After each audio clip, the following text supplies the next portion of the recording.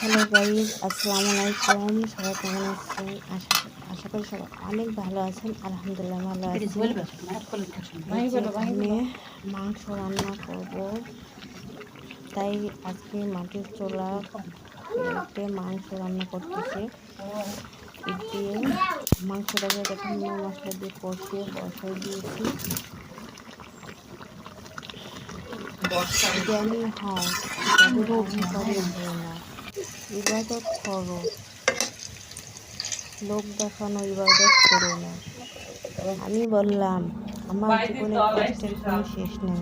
আল্লাহ বলল, বান্দা, আমি কষ্টের পরে তোমাকে সুখ দেব।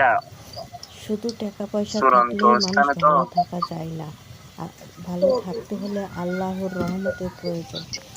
এই যে এখানে আমি কলার পাকোড়া ভেজে নেব। তাই পাকা কলা, সাথে আছে ময়দা, চিনি, দিয়ে সুন্দরভাবে কলার পাকোড়া ভেজে নিতেছি। কেমন হয়েছে কলার পাকোড়াটা সবাই কমেন্ট করে জানাবেন। খেতে অসাধারণ হয়, খুবই ভালো লাগে। কার কার পছন্দ এরকম কলার পাকোড়া খেতে কমেন্ট করে জানাবেন। রুকসানা মাহিন, ক্যামেরা অফ করো। আল্লাহর কাছে চাইতে থাকো, একদিন আল্লাহ সব ইচ্ছে পূরণ করবে ইনশাল্লাহ। দেখেন আমার কলার পাপড়টা কেমন হয়েছে, সবাই কমেন্ট করে জানাবেন। আমারও কলার পাপড়টা ভাজা হয়ে গেছে প্রায়। এক প্লেট আরেকটা তুলে দেবো, উল্টা পাল্টা করে ভেজে দেবো। উল্টানোর পরে এই যে এখানে আমার ভাজা হয়ে গেছে, এবার তুলে রাখবো। দেখেন একটু বেশি করে ভাজা দিলাম যাতে মশমশে হয়, অনেক ভালো লাগে, অসাধারণ খেতে। এখন এই যে আমি এখন তুলে নিয়েছি এটা, যে এখন খেয়ে দেখবো। খুবই সুন্দর হয়েছে কালারটা, খেতেও অনেক অসাধারণ হয়েছিল।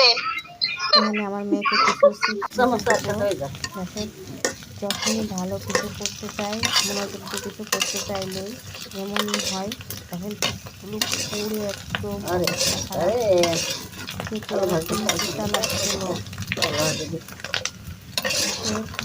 আর চিপস কয়টা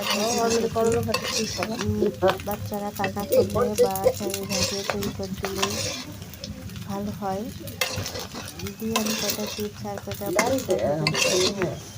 মোহনের জন্য